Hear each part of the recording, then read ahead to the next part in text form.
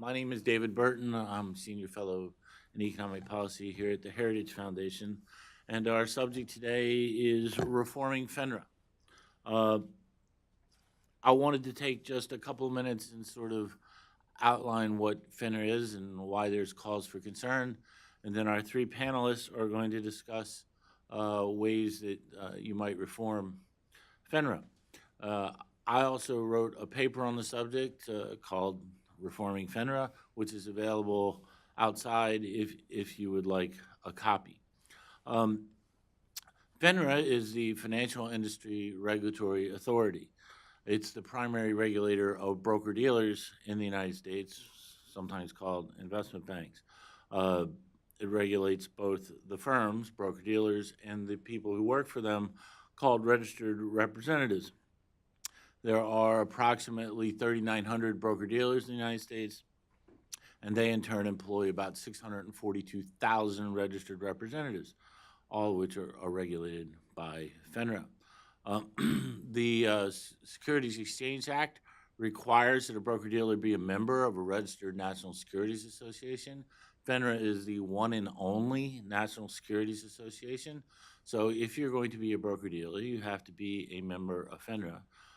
And FINRA has the authority to impose fines on their members and also revoke their membership, in which case they wouldn't be able to do business. In 2015, FINRA imposed fines of approximately $94 million on broker-dealers, had 1,500 disciplinary actions against broker-dealers, and ordered $97 million in restitution to harmed investors. FINRA conducts arbitration, which is going to be something we talk about today.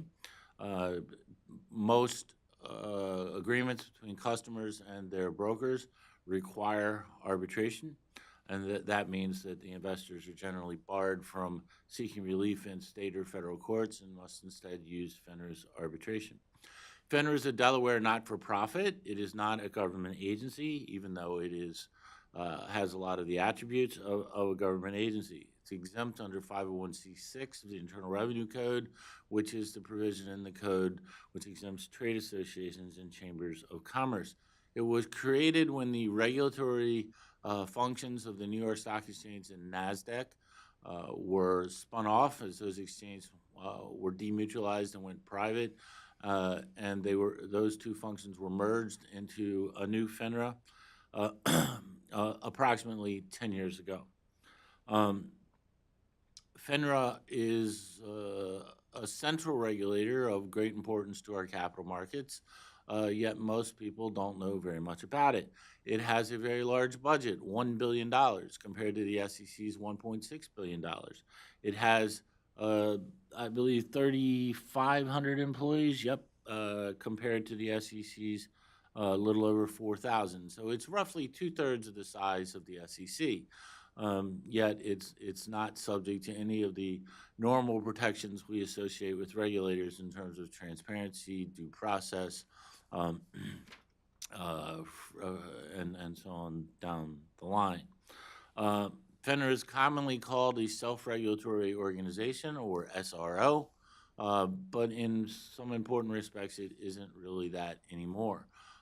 The industry controls about 40% of the board, but the remaining 60% of the board are public, not industry directors, and they, in effect, are elected the way most nonprofit boards are. They elect their own successor boards.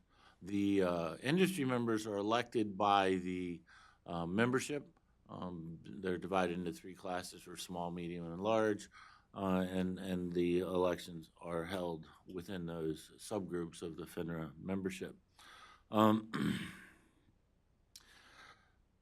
Approximately, I guess, was last August of 2016, FINRA got a new CEO. His name is Robert Cook. He has engaged in a listening tour, gone around the country, talked to various constituencies, and then recently launched something called FINRA 360, which is seeking public comment on a wide variety of issues related to how FINRA does its business. I think this is a good, solid predicate to reform. It's my hope that he will prove to be a reformer and make things at FINRA better and make constructive changes. There's been renewed interest in Congress, and Congress has held an oversight hearing, specifically the House Financial Services Committee has held a hearing. The recent Treasury Capital Markets report suggested substantial reform to SROs, including FINRA. The SEC has recently stood up a new office dedicated to more robust oversight of FINRA. So between FINRA 360, the new CEO, new awareness in Congress, support at the Treasury Department, and an awareness at the SEC, including, I think, among the commissioners, that there's a need for more SEC oversight of FINRA. I think we have an opportunity for major reforms. So the question then becomes, what are those reforms? And our three panelists are going to talk about it. Now, our three panelists are coming at it from very different perspectives, but I think you'll find that there is a surprising degree of overlap in terms of the reforms that they recommend. I believe that this area offers room for the development of a consensus that transcends or arises notwithstanding the usual partisan gridlock in Washington. We have the chance, I think, to get some things very constructive done and have support of both Republicans and Democrats, conservatives, libertarians, and progressives. So what we need to do collectively is to start rigorously thinking through what those kind of reforms might be. Let me introduce our three panelists, and then we'll get to it. Thea Brooke Knight is the Associate Director of Financial Regulation Studies at the Cato Institute. She's an attorney with extensive experience in securities regulation and small business capital formation issues. Before joining Cato, she co-founded and served as general counsel to CrowdCheck, a company providing due diligence services for online investors and issuers. She also has served as investigative counsel for the Congressional Oversight Panel and has worked for the Washington office of Wilmer Hale. She has a BA from Middlebury College and a JD from the University of Michigan Law School. Chris Icavella is the CEO of Equity Dealers of America. Prior to that, being named to that position, he was the Senior Director of Global Government Affairs at Bloomberg. Chris previously worked as the Special Counsel and Policy Advisor to Commissioner Scott O'Malley at the CFTC, and has worked in the House and a number of other places. Chris is overeducated. He holds a BA from the University of Connecticut, an MBA from the University of Tampa, a JD from Florida State, and an LLM from Georgetown.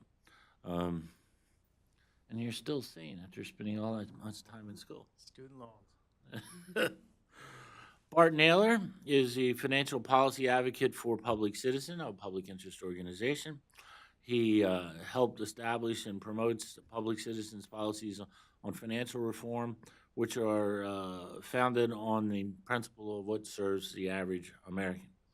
He authored a blueprint for addressing the too big to fail and jail megabanks. And he previously served as Chief of Investigations for the U.S. Senate Banking Committee. He also served as Director of Corporate Affairs for the Teamsters and is a principal in the Capital Strategies Group. What we're going to do is have each panelist talk for about 10 or 12 minutes and then open it to conversation among the panelists and the audience questions. We're going to go in the order that people are on the dais. And then after you made your presentations, if either of you would like to jump in and add something to what the others have said, feel free. Yeah. Sure. So what I'd like to do is just sort of elaborate on some of the points that David made about the nature of the dual nature of FINRA and why this is a problem. So we have in our society things that are truly private organizations. These are either public companies or private companies, but they are not part of the government, and they have certain characteristics and a lack of certain responsibilities. So, for example, they can be as opaque as they want if they're fully private. They don't need to disclose their internal operations because, in part, people's association with them is purely voluntary. Even very large corporations where that becomes more difficult because it's just so pervasive, there's still a voluntary nature to it. Government is very different. Its primary characteristic is its compulsory nature. You don't get to choose when you live in the United States whether you're going to be subject to the federal government. And that's why we have a number of protections built into how we deal with government. And what government's obligations are. It arises out of this compulsory nature. So, for example, we have FOIA. So you can submit a FOIA request to a government agency, and with some exemptions for things like national security or other reasons that they can withhold documents, they need to turn those documents over to you. We have certain requirements when there are government meetings that those be available and open to the public. And this is, I see a direct line between the compulsory nature of government and its obligations to be transparent to people so that we can ensure that there is due process and that government is abiding by its own rules. And one of the considerations when you're talking about due process is government has the ability to impose its will on the people subject to its governance. And that means, by definition, even against those people's will. So if somebody can do something to you that you don't want done to you, you should at least be ensured that there is a process to make sure that that is a fair process, that we all agree that this is an acceptable thing that will happen to certain people. With private entities, that's not as much of a concern because, as you said, you can leave. Now, we do, in some circumstances, want some sort of due process even within private organizations. I might call it something other than due process because I like to reserve that term as a term of art for government. But, if you're talking about a private university, you often like to have some sort of accepted process for ensuring that any kind of disciplinary action is fair. Now, the reason that there's an interest in having that kind of process and that kind of transparency is because the university wants to appeal to its students, that there's this sort of relationship between the university and its students where the university understands that if it doesn't provide this kind of transparency, the students can leave. There are other universities. And so even though in some private organizations we still want and have this kind of transparency, the way that it exists, the reason we have it is somewhat different. In government, the compulsory nature of government makes due process essential for us to agree that the government can do things to people against their will. In a private organization, the reason that we want some sort of process and transparency is so that the organization and the people it associates with want to maintain their relationship. So if we apply this to FINRA as a sort of quasi-governmental organization, it actually has the worst of both worlds.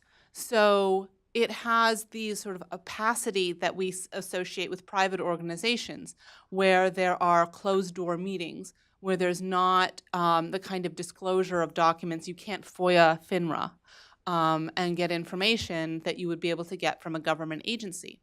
And yet it has this compulsory nature. If you want to engage in certain types of business, you do not have a choice but to be a member of FINRA. It also, beyond that, the compulsory nature alone suggests that we should have some sort of concern about it having governmental functions because it can impose fines, it can bar people from the industry, it has a great deal of power. And yes, you can choose another profession, but if you've spent 20 years building up a profession, being told, hey, you can go get a different job is not really, there is something being taken from you against your will at that point. But even further, in certain circumstances, FINRA has been deemed by the government to be a government entity. So, for example, it has immunity in certain instances of lawsuits. this is a type of immunity that's typically only available to government organizations. Fines that you pay to FINRA have been deemed by the IRS to be government fines, and are therefore not treated as a business expense. Now, you can say that there may be policy reasons for not treating fines paid to membership organizations, governing membership organizations as a business expense, but it's not that it's put it in that kind of category. It's specifically put it into the category of government fines, which I find very troubling. So, I think that there are a few options. My first best solution that I would love to see is I would love to see it become a truly voluntary organization. And I would love to see other SROs come up so that there would be competition among SROs. Now, I think, oftentimes the criticism of this sort of formulation is, won't there be a race to the bottom for the SROs to attract the most members, to have the most lax rules? I don't think that that's true, because most businesses don't exist to cheat people. They exist to make money. And the way you make money is appealing to your clients. Now, this gives the opportunity for SROs to compete for the most investor-friendly rules. And I think that there's something there's a corollary we can talk to, or an existing example. Most of us up here are lawyers, so we have this experience. We're all members of our state or territorial bar. Now, yes, if you want to practice in D.C., you need to be a member of the D.C. bar. But you don't have to practice in D.C. You can continue to be a lawyer and go to any one of 50-plus other jurisdictions. Most of these bars have converged on their requirements, but that doesn't mean that there isn't room for divergence. This might just mean that over practice, all of the jurisdictions have found that these are the best rules. So that's actually a result that we want, is different organizations have tried different methods and all converged on the same thing to suggest that that may be a best practice. Now, I'm not saying that the bar system is perfect. I think few lawyers would say that they love having to take a different bar if they want to go move to a different state or pay $800 to waive in. There's some protectionism for residents of a certain state against incomers from other states. But, I don't think that there has been a race to the bottom among different bars to have the most lax, permissive requirements for attorneys. So I think that that's a model that actually has some merit, and the different SROs could compete for which has, again, as an investor, you might look for the gold standard of the best SRO that has their best reputation. We also could see a diversity of types of SROs for different types of organizations. Right now, everything from the biggest, hugest international firm has to have some sort of association with FINRA to the three guys in a shop. Whether that organization can effectively represent the interests of all of those different types of organizations is a very live question. So, you could have different organizations, SROs, existing for the small broker-dealers and the very large firms, which might better reflect the needs both of the members and of their clients. So that would be my first best solution. And my second best solution would be to just make it a government entity. Whether that means folding it into the SEC or, making it a standalone entity, I think it would be better than the status quo. And so, yes, I am from the Cato Institute and I am advocating making this government. That's how you know how bad this is. I think that if it has the qualities that make government suspect and make us need protection against government, the solution is not to give it nominal private entity status with all of the, and escape all of the safeguards that exist in government. Rather than having the worst of both worlds, let's just have the worst of one world and make it another part of the government. Because right now, it seems to get the best of both worlds to the detriment, I would say, not only of its members, but also of investors. Because the investors who rely on FINRA to monitor broker-dealers don't have the kind of transparency either into the entity that they would have into, for example, the SEC. And they also don't have the accountability to make sure that the rules that are being made are being made in the right process, or have any of the other procedural safeguards that we have in the SEC. So I'm being given the 2 minutes, so I'm just going to wrap up there and pass it along to Chris, or 3. I don't like to run over my time, though, because I always get annoyed when I'm moderating and other people do that. So, golden rule. Well, thank you. That was, I think that there's some really good ideas that I look forward to talking about on this panel once we conclude our remarks. So in SRO, I know David went over this, but it means self-regulatory organization. It means that there's a membership base that is supposed to regulate itself, and the SRO is supposed to come in and make sure that members are doing a good job of that. And in preparing for this, I looked at what the FINRA mission was on its website. It says, to provide investor protection and promote market integrity. And I think we all could agree with that mission. It's a lofty one.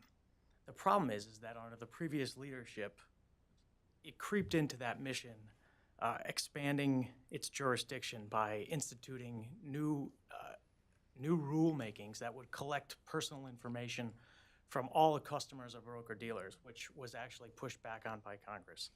FINRA itself, in an effort to expand its jurisdiction, spent $960,000 lobbying Congress to try to have the authority to be able to regulate investment advisors because their broker-dealer operation wasn't generating enough income. Nowhere in their mission does it say that they should impose one-size-fits-all regulation that targets and hurts small and medium-sized broker-dealers. And nowhere in there does it say that they should propose disproportionate fines on small and mid-sized broker-dealers in an effort really to force consolidation so that they could charge the larger clients more fees. So I think that the reason why we're up here today is because the previous leadership really took a turn towards the government side of it and took the view that they were a government entity and that they were going to impose a specific mindset on the industry, and that was very adversarial. And there were folks that, quite frankly, wouldn't even go into FINRA and complain for fear of retribution. Fast forward to last year, we have a completely different mindset. We have a person who is a regulator, Mr. Robert Cook, has taken over, and immediately he's done a number of things to introduce transparency into their process, to look at some of the personnel that were there, whether they were interacting with the industry in an appropriate fashion. And he's really trying to understand what the SRO model should look like through 2020 and through 2025. And we commend him for that. However, this is about how to reform FINRA. And so we have some ideas, assuming that FINRA stays in place and that it's cost prohibitive for the industry to fund more than one competitor. One of the things that we would like to talk about is transparency.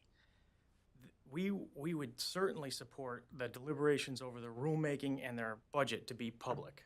We think that that's reasonable. It's done by government institutions today, and the public at least has the benefit of seeing what happens in the rulemaking process, where the board or the leadership of an organization, a government organization, gets to have a Q&A about policy discussion with the staff. 61% of broker-dealers who responded to a recent investment news survey said that FINRA is not transparent about its finances. And again, this is a staple of how the organization was run under the previous leadership. And so to remedy that, we would suggest that FINRA have to submit their budget to the SEC and that they would have to go before the SEC Commission and actually discuss their budget and discuss why they made certain proposals in the same way that the SEC has to go before Congress to do that. We think that that's a very reasonable request, and that would provide some of the transparency that you were talking about before. I also agree that they should be subject to the Freedom of Information Act. There's really no reason for that, especially if you're going to assert sovereign immunity in specific instances. It just seems reasonable in that front. We also, FINRA has come under a lot of scrutiny because it has not given public notice of issues that either it deems important because its board has said it's important, or or for some reason, and so that they institute sweeps across the industry. A sweep is where they just tell all their membership, give us all the information on this specific topic. We think that if you're going to do that, that's fine if you're trying to figure out what's going on, but give the broker-dealer membership notice of what you're doing and what you're looking for, so that they can cooperate with it instead of it being like a cop coming to your door and saying, give me everything you have right now. So that on that point, we believe that there's some due process that could be instituted there. Going forward, we think that FINRA should be just a compliance organization, and I'll get to all of that in a second. But the reason why is because they impose one-size-fits-all rules on their membership, and they don't differentiate when they impose fines on folks. If you're going to impose fines on very large Wall Street banks, at the same level you impose them on medium and small-size firms, which has happened quite frequently, you're going to put those firms out of business, and you really put the arm of government on their business operations, to the detriment of the rest of the investment community and people across the country, and you consolidate operations into New York City. That's not something that I don't think any of us agree is a good idea here on this panel. And so one of the things that we think should be done is that the enforcement operations should be transferred to the SEC at a minimum. FINRA should continue on with its examination process, put that together, and give it to the SEC. The SEC is a government entity, and it should be the one that imposes fines and brings enforcement actions in court, because there are due process protections around their ability to do this and to be able to question the fines. At least the SEC also has a scale and a table that's reasonable, it's tailored, and there's recourse towards the SEC, whereas in FINRA you have to go through, and David had a very good discussion with Robert Cook about a month ago, you have to go through multiple layers of spending in order to be able to get into a court to challenge one of FINRA's decisions.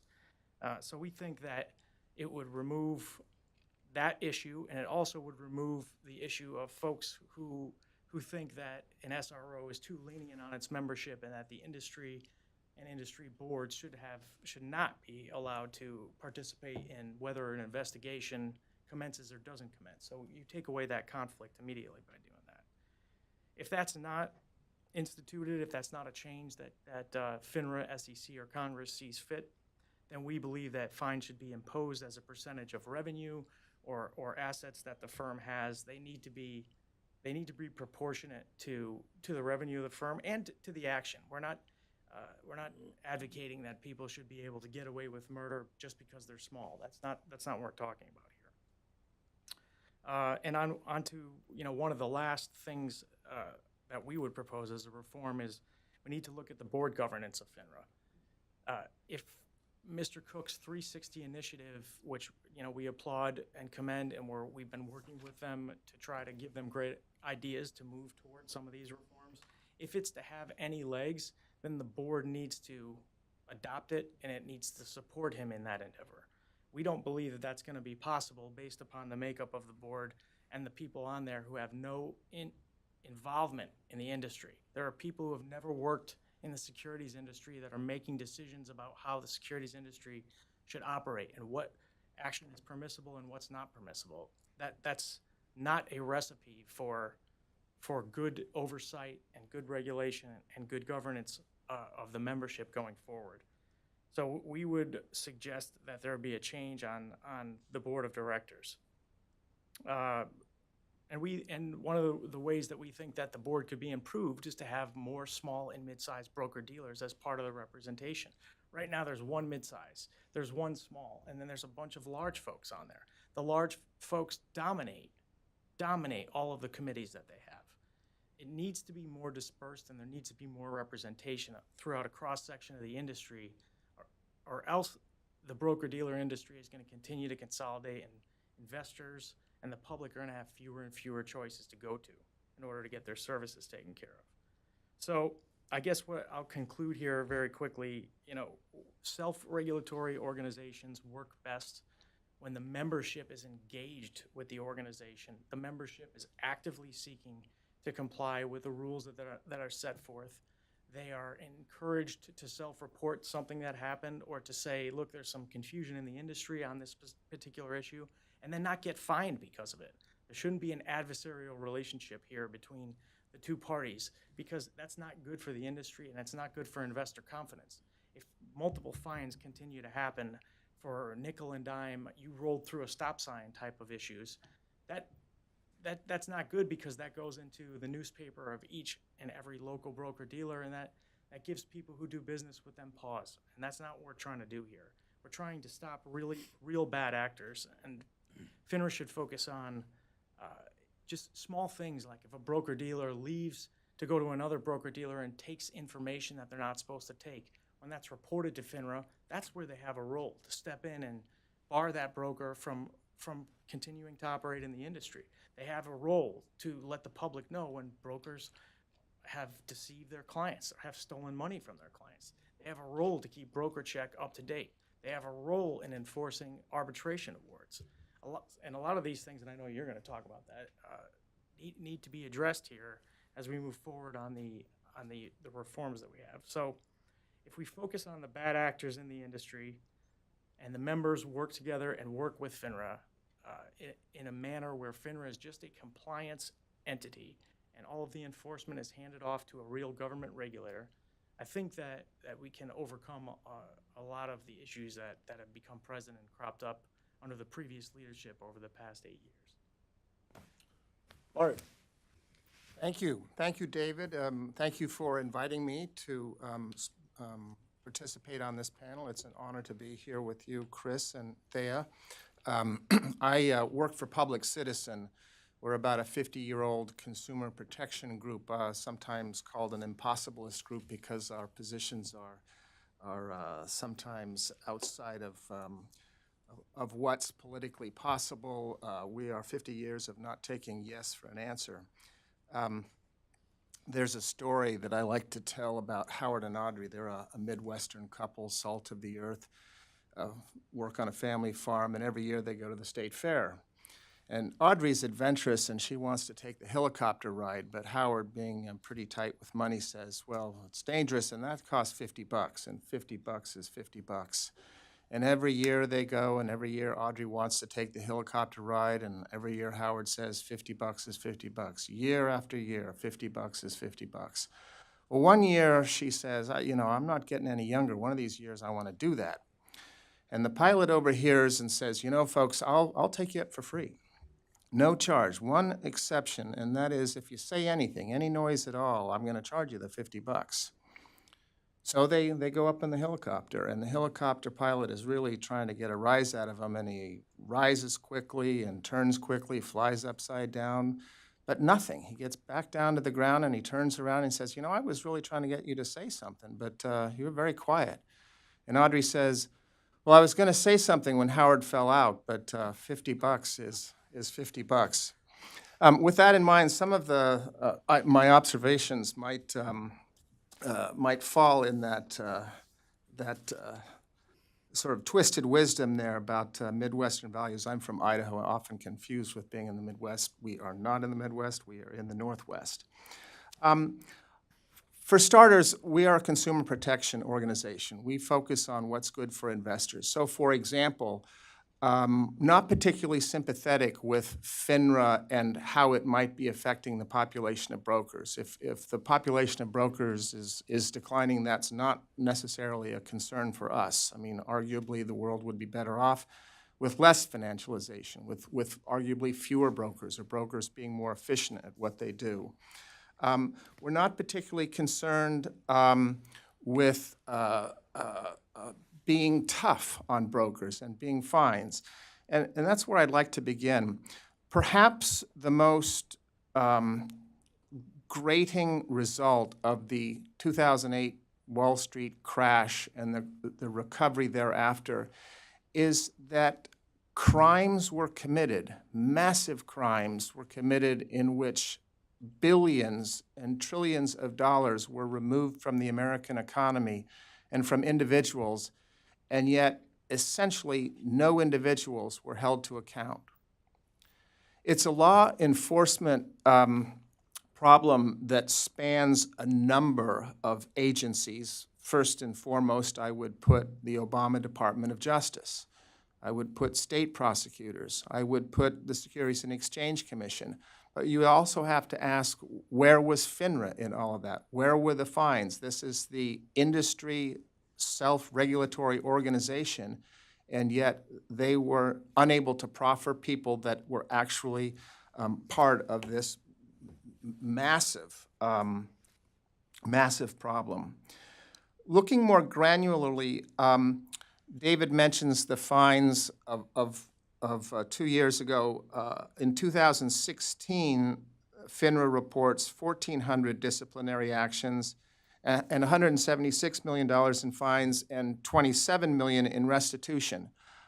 I don't have a sense if that's right, if that's how much misconduct took place, and that's how much investors lost, namely $27 million. I'm a little skeptical with all of the trading and all of the financial activity that takes place on Wall Street that the members and supporters of Public Citizen and the rest of American investment community only got ripped off by $27 million. So I'm concerned that the enforcement operation that Chris is concerned about, I don't know if it's good enough. We'll talk briefly and more about having the SEC do that, but before it takes over from FINRA, there are a number of problems at the SEC as well. For example, when a company engages in misconduct and is sanctioned by the Department of Justice, certain automatic disqualifications take place at the SEC. For example, becoming a well-known seasoned issuer. That means that a bank, which is going to the market constantly, need not have its registration or its documents surveyed by the SEC. It can simply issue those securities. However, if it's committing a crime, it loses that. It loses that well-known seasoned issuer privilege. It loses that except when the SEC waives that mandatory penalty, which the SEC has done over and over again, and it has done it behind closed doors. So when and if we move the FINRA to the SEC, some of these problems have to be addressed. We've gone through a public debate on the merits of arbitration, in this case with respect to the Consumer Financial Protections Bureau proposed ban on mandatory arbitration in consumer financial contracts. The same problem exists with broker-dealer disputes. And our problem is not with arbitration. We think that arbitration can be efficient, it can be low cost, it can resolve a conflict between a broker-dealer and her customer, her investors, well. Our problem is with the mandatory nature of that, because if there is a mandatory nature, then we think it invites unscrupulous players to engage in, if you will, a fairly low-level ripoff because they will not choose to engage in mandatory arbitration because the cost of starting that process might cost more than what they might gain in recovery. And therefore, the threat of a class action lawsuit, we think, is important. I'd like to compliment David on his report. He, I think, deals in a definitive way with the ontological question of what is FINRA? Is it a government agency? Is it a private self-regulatory organization? And concludes that it's sort of in Netherland. And I think that problem, which Thea has expanded upon, is important and needs to be resolved because it leads to what I think is, from Public Citizen's point of view, one of the most serious problems, and that is the conflict of what is the goal. I mentioned that Public Citizen's goal is agencies and law enforcers that protect investors, not necessarily the industry itself, not the health and the profitability and the number count of brokers and dealers, but whether investors can get a square deal, whether they can trust their broker-dealer, whether they should trust. And when an industry is both funded funding this FINRA and when its goals are to thrive, I think that is in conflict with the law enforcement goal that we think that FINRA appropriately should endorse. I can't find issue with any of David's recommendations in his very fine paper. I recommend it. You can get it. You can get it outside. But I would also agree that in the end, I think that if we're going to do law enforcement for investors, it should be part of the government. We shouldn't have this conflict. We should move FINRA into the SEC. There are more people in America's military marching bands than there are at the SEC. And much as I like music, I think we are understaffing the people that are trying to safeguard America's investors from Wall Street. And unfortunately, too many of them are unscrupulous. Many of you have seen a report based on analysis of broker check. Something like 7% of broker-dealers have black marks on their record, and too many of them, after the black mark, are rehired, or if they're expelled from one firm, they wind up at another. I think that the fact that only 94% have fairly clean records is not that comforting. We saw it in the mortgage fraud of Gresham's law, namely that bad money drives out good, that if you're not cheating, then you can't compete. And I think too often brokers making commissions or making quotas and so forth are too easily invited to step over the line. And without tough enforcement, without more cops at the SEC, and augmented possibly by the 3,000 at FINRA, then I think we will continue to be an investment community that is too often imperiled by the broker-dealers. Thanks. Thank you, Bart. I'll just, two things. First, with respect to the fact that individuals have not been held accountable for the multi-billion-dollar frauds that occurred during the financial crisis, I'm in wholehearted accord. Very few people have actually read the factual recitals in some of this DOJ settlements. But for example, if you want to read one, go read the Citibank factual recitals. In that, they admitted to systematically falsifying disclosure documents in connection with the creditworthiness of the underlying mortgages in their mortgage-backed securities. This is activity that would have been fraudulent under common law 200 years ago. Yet, to my knowledge, not a single individual has been so much as barred by the industry, which would be the business of FINRA, but also the SEC. So what we have is a situation where the management of these firms are basically having the shareholders bear billions of dollars in costs for fines, but the actual managers or the people working for them are not so much as barred from the industry. And that creates an asymmetry where basically if you commit multi-billion-dollar fraud and you get away with it, you make lots of money. If you create multi-billion-dollar fraud and you get caught, your shareholders pay. And that actually affirmatively encourages fraudulent behavior and needs to change. Individuals who commit fraud should be held accountable. And the focus of the securities regulators, whether the SEC or FINRA, in my judgment, should be more of that sort of enforcement rather than imposing fines on small broker-dealers for paperwork foot faults. So anyway, let me do something real quick before we get to the audience Q&A. What I thought I would do would be to ask the panelists a series of roughly 8 quick questions and ask you if you support, oppose, or want to think about a potential reform idea and try to answer in 1 or 2 or 3 sentences. Would you support making FINRA board meetings transparent unless they affirmatively vote to go into executive sessions? In other words, would open to the public? Yeah. Yes, I mean, I think that a number of these reforms, I would say, is not enough, but sure, that's all I can get. That's all I can get, I'll take it. Absolutely. Yes. Would you support making FINRA arbitrations open to the public in the same way that court proceedings are open to the public?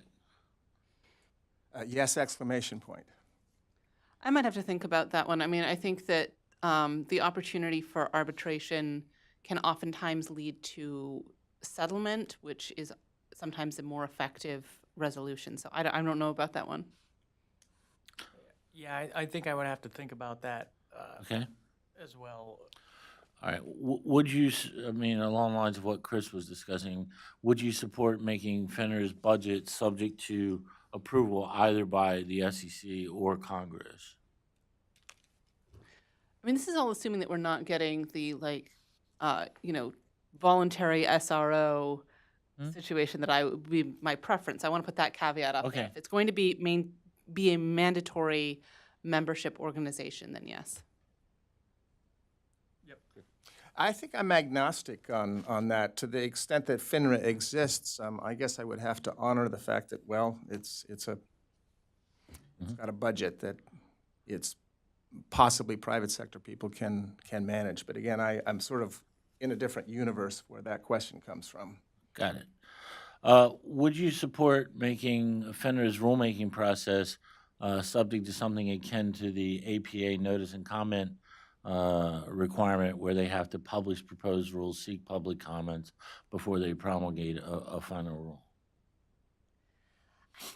All of these, I don't know. So imposing all of these requirements on a private organization strikes me the wrong way. The problem is that FINRA isn't purely private. And so it's really hard for me to say that any one of these, because I worry about knock-on effects. If you say, yes, we can make this private organization subject to these rules, I worry about applying those to other private organizations that don't sit in FINRA's position. So I would almost want to have some sort of redefinition of FINRA to call it an officially governmental organization before we start imposing these things.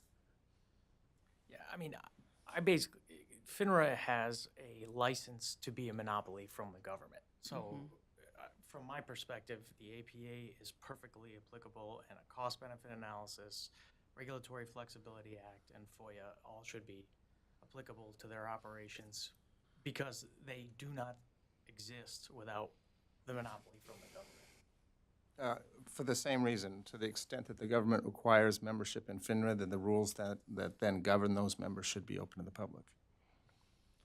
All right.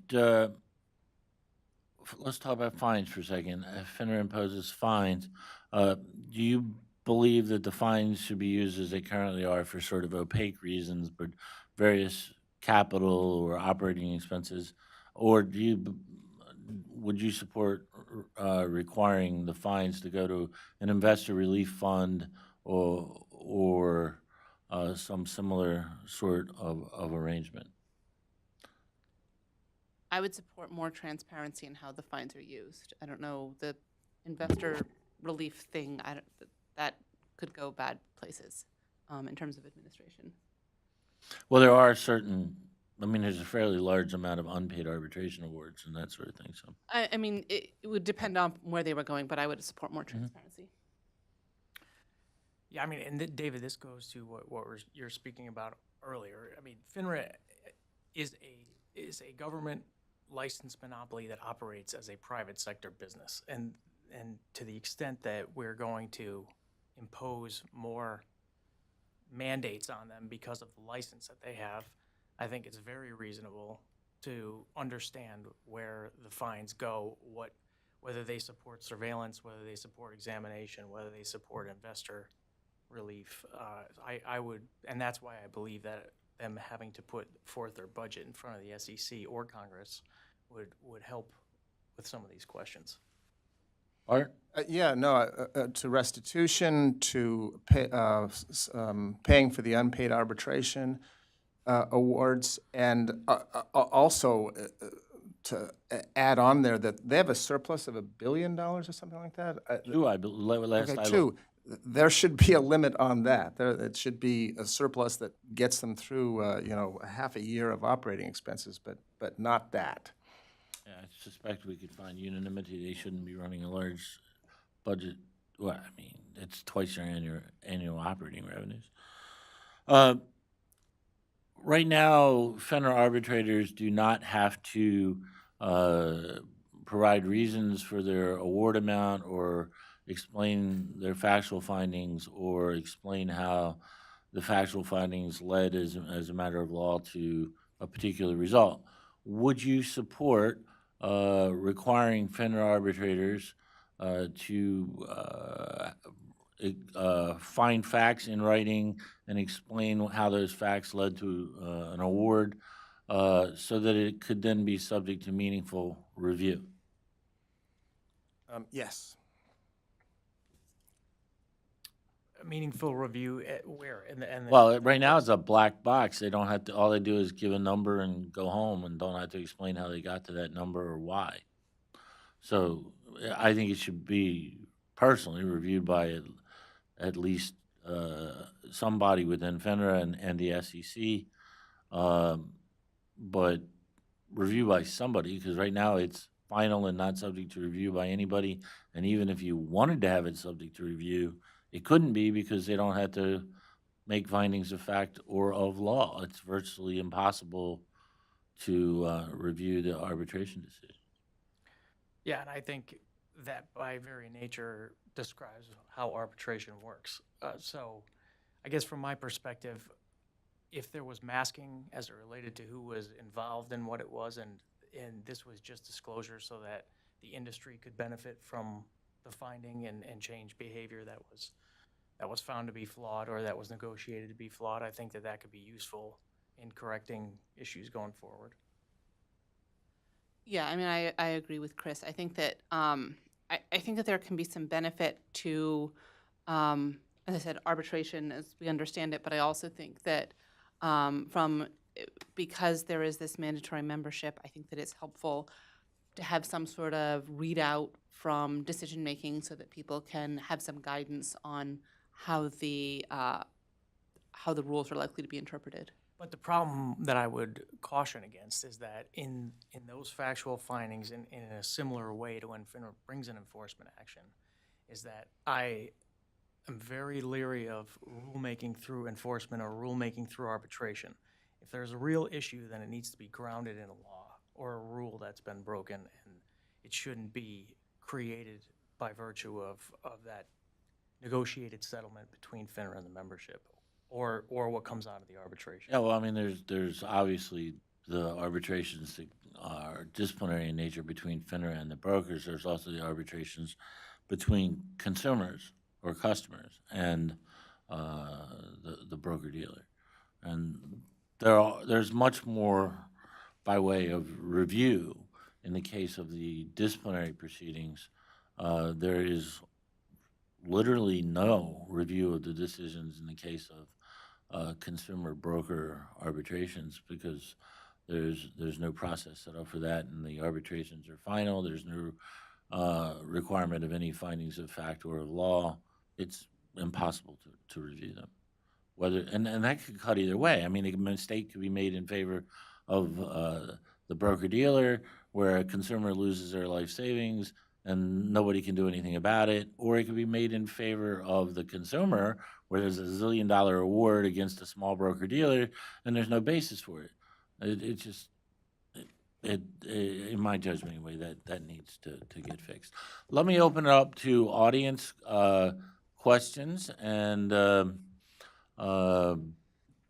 if you have some, this is an area that's new to a lot of people. Back here, if you could also state your name and affiliation. Yeah, I'm Drew Albert with Potomac Global Partners. In regard to the consolidated audit trail, how optimistic, if at all, are you with the ability of that to provide transparency if they ever get done that? Anybody?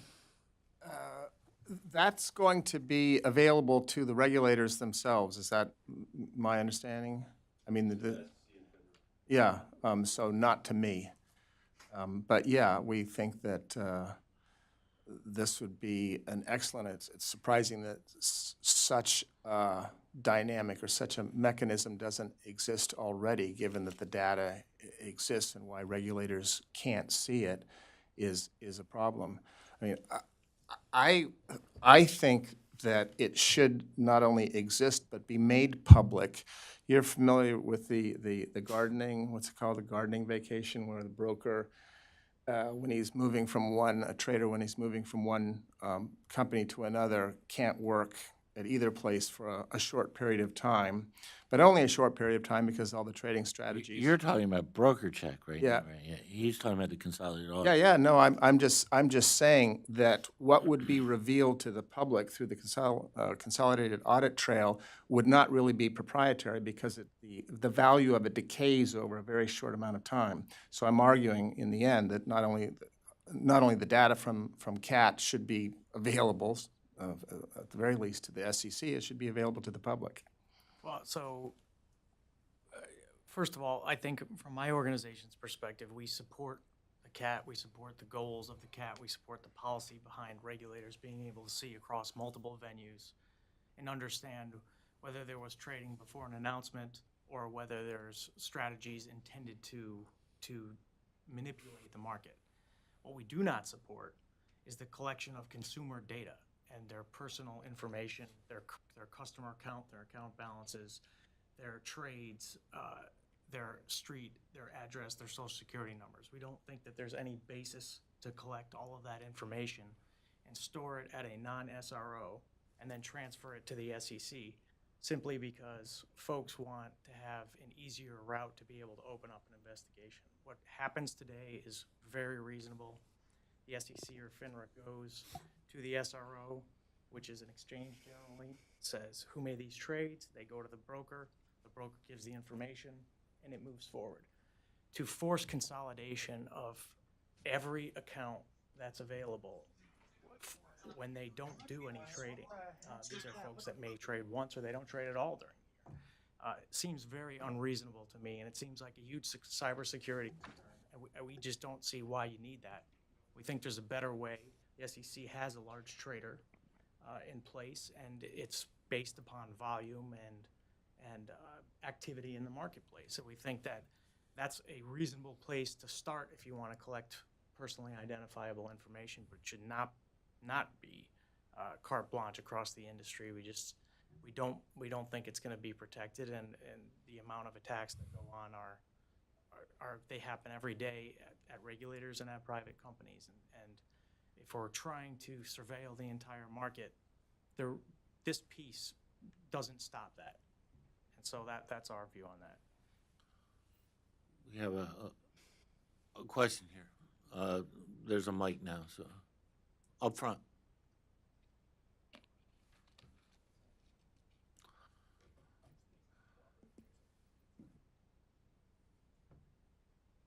Thanks. Ben Bain with Bloomberg. I just wanted to ask about, following up a little bit, data security and cybersecurity. How comfortable are you all with FINRA's approach there? Is that an issue that you're want to see reform on as well? I mean, I would say across the board, here's the thing with data is that everybody's really excited about it because it seems to have all these opportunities where suddenly you can see all of this stuff. And so it's really easy to ask for it. It's really easy to ask these really broad questions, kind of get all of it, because then once you have all of it, you have it and you can manipulate it and look at it. And the problem is that, yeah, I mean, we've had all of these hacks and it's not, and it's not FINRA specifically, it's not even public companies versus the government. We've seen everybody hacked across the board. And I think that in asking for data and asking to store it places, I think that everybody just needs to be a lot more thoughtful about what they're doing and a lot more specific about why they need specific pieces of data.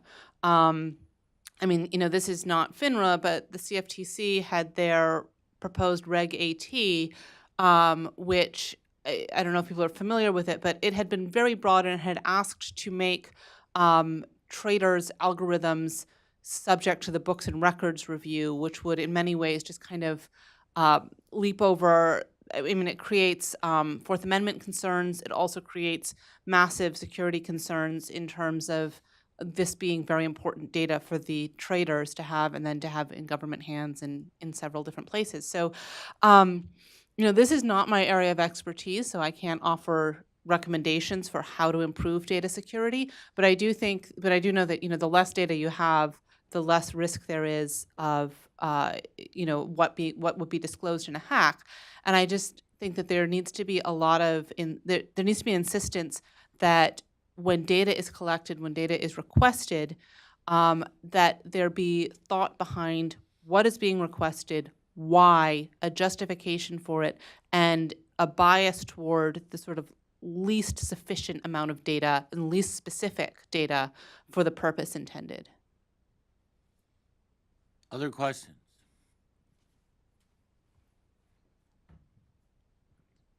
My name is Eric Dank. I'm a master's student at Georgetown. Just from all of your discussions, and there seemed to be quite a bit of agreement on a lot of the different reforms that could potentially take place. So my question is, who says no in a discussion about changing the status quo?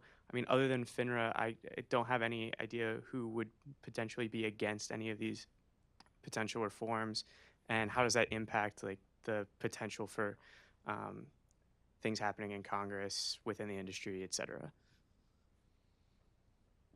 If you want, I can take that on. Yeah. One thing that you learn when you've been doing this a while is that inertia is an extremely powerful force in Washington. And a corollary to that is it's easier to stop something than it is to get something passed, because you simply have to find one pressure point in the process where you can stop it. In the past, FINRA has resisted reform, and as evidenced by the fact that there's a relatively limited number of people here, FINRA is not on everybody's radar. Right? I can tell you for an absolute fact, however, that FINRA is much more on people's radar than it ever has been in the past, and there's a number of different reasons for that. One is the new leadership at FINRA, but the other is that FINRA has been doing things now for 10 years, and they've made serious mistakes. I think there's an awareness by the current leadership that needs to be rectified. Some of this is going to happen by FINRA acting on its own, but a large bureaucracy like FINRA isn't going to be, I don't think, hugely proactive. It's going to take involvement from the SEC, which to some extent has been forthcoming, because they did launch a new office. I think the new SEC and the new chairman is more open to reform here. There's definitely much stronger interest on the Hill. Most members of the Banking Committee and the House Financial Services Committee do not know a great deal about FINRA, but they are certainly learning, and they're becoming more engaged. And the first hearing was held on the House Financial Services Committee, and just talking to members of Congress, it's become clear that they're hearing from people back home about problems. And the last thing, of course, is the Treasury Department for the first time has proposed reforms. So there's a lot of movement here in a way there never has been before. But I mean, think about all the competing demands on the members' attention. FINRA is just one of hundreds of things that they're concerned about. And one of the reasons that I'm hopeful that reform really can happen is that I do really genuinely believe that this is an issue that isn't going to get, or doesn't have to get caught up in the partisan gridlock where Republicans and Democrats are shooting at each other just because they can. I think this is an area where we can reach a consensus, a bi-ideological, bipartisan consensus about reforms that make sense. We're not all going to agree about everything, but there's a core of reforms here that everybody can agree to, I think, I hope, and get this done. And I also really, I mean, I may be proved wrong, but I really do believe that the new leadership at FINRA is open to reform and isn't going to resist constructive reform. So for all those reasons, I'm hopeful. But when you really think about it, it's going to take effort. There's some members are going to have to step up and provide leadership. I think that may be forthcoming. I mean, another example of how this can be a bipartisan, bi-ideological issue that comes to mind is not too long ago, last summer, Senator Cotton and Senator Elizabeth Warren co-signed a letter with respect to the SEC with respect to FINRA. That doesn't happen every day of the week, right? So there is room for, I think, a consensus here, and I'm hopeful. Any other questions? Well, thank you all very much for coming, and thank you to those who are watching on the internet. This event has been webcast and will be available on our website if you want to watch it or bring it to someone's attention to watch later. Thanks again.